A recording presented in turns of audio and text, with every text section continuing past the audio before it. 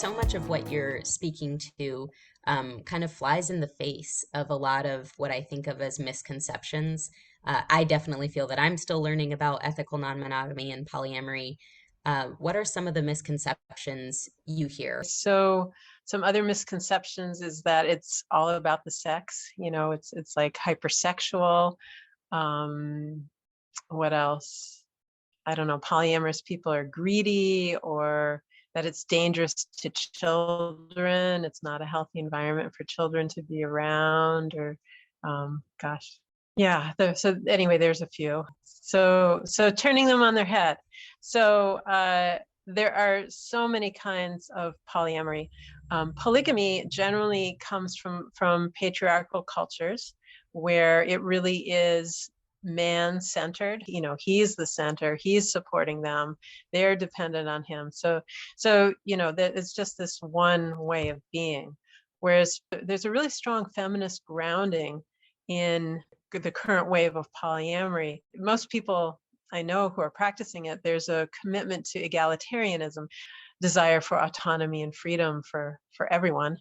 So there are all kinds of configurations. There's configurations with a man and many women, a woman and several men, non-binary people of all sorts. I mean, it's just I can't even name all the possible configurations. There are people who practice something related to polyamory called relationship anarchy, where their commitment is that every single relationship stands on its own grounds and is not impacted by other ones. So each relationship has its own integrity, which I think is very beautiful. There's so many different ways to be polyamorous. Part of how you've described your relationship with polyamory is this journey towards freedom and this journey towards kind of reopening and reimagining the stories we've been told about what it means to relate. What do you see as the next frontier or the next bit of freedom? Wow, that's an interesting question. It's certainly in the last 5 to 7 years, a wave that's been happening in polyamory is a lot of people of color, and particularly Black people, writing about polyamory and bringing in, those perspectives and those voices which weren't there, when I was starting to practice all this in the 90s, or they weren't there accessible to me. And they're making the point that Black and brown cultures have been practicing non-monogamy for hundreds of years in ways that were not recognized or that were stigmatized and so on. So those voices are really coming in and becoming more and more present, which is really wonderful. Looking to the future, I mean, there's been a lot of prejudice against ethical non-monogamy of all sorts. And so people have lost child custody, for example, over being in non-monogamous relationships. So one frontier there, which is starting to happen, is that more and more, there's more and more research actually that children in polyamorous households are fine. They're not negatively impacted. In fact, they may be positively impacted by having more adults there to care about them and, to raise them. And so the argument that, polyamorists are sexually perverted and children aren't safe with them is becoming less and less able to be used. So I don't know. What I see happening is more and more freedom, actually, to have these kind of relationships and not have them disrupted by the state or by relatives who aren't on board or that kind of thing. I'm curious about this point about children. Can you talk a little bit more if you have experience raising children or if you've had children, what that's like, or if you know a bit more about that? There's a researcher, Dr. Elizabeth Sheff, who has been doing longitudinal studies of children growing up in polyamorous households, and her studies, she's got lots of both qualitative and quantitative research showing, or at least suggesting, that children grow up fine in these households, and they actually, like I said, enjoy having more attention from more people. And they're certainly not more messed up than people in other settings. I think I'm getting towards the end of my questions, so I would love to open up a space for you to touch on anything that we missed. I would say that it's important to know that polyamorous people do still feel jealous or envious sometimes, and that's okay. And that making friends with jealousy and learning to use jealousy as a way of looking deeper is a really important skill.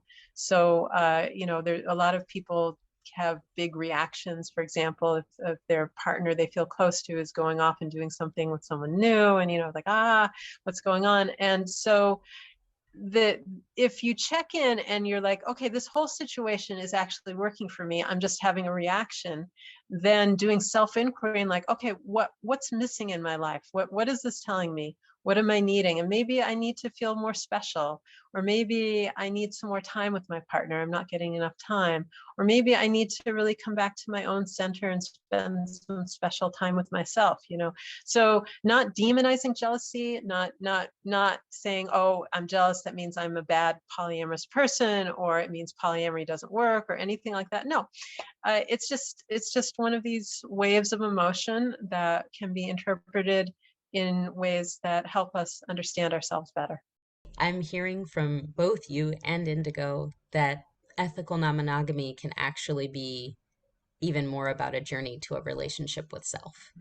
Like it Absolutely. is Yeah. about all these other people, but Yeah. fundamentally it seems Yeah. like Yeah. it's deeply about one's relationship with oneself. Right. The Ooh. the the stronger a foundation you have with yourself, the closer you can get to other people, because the more you know, you can take care of yourself, whatever happens. Thank you so much, Sarah, for sharing your experience and making those light bulbs go off and adding curiosity. I think the Assigned Female at Birth web series project is all about that. It's about a glimpse into some narratives that might be different from one's own, that lead us to that curiosity, lead us to that care, and perhaps lead us on another journey back inward and into ourselves. So I thank you so much for your time and for um, your education and sharing that you've done today. But if you could share some things that folks could follow, folks can read up on if this video is really piquing their interest and they want to know more.